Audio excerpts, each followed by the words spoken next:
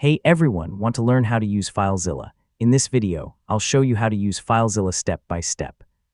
Yeah, whether you're uploading website files, downloading data from a server, or managing FTP connections, this guide will help you understand the basics. First, open FileZilla on your computer. Once it launches, you'll see the main interface with the local site on the left and the remote server on the right.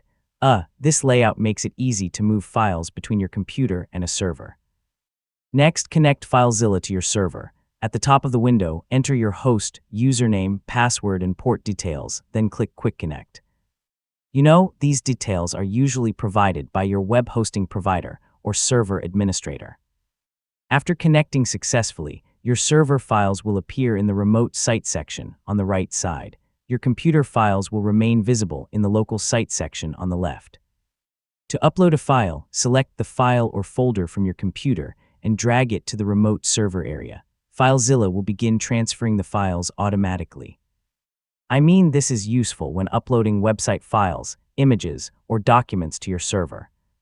To download files from the server, select the files you need from the Remote Site section and drag them to your local computer. The transfer will appear in the bottom queue area. You can also manage files by creating folders, renaming items, deleting files, and checking transfer progress.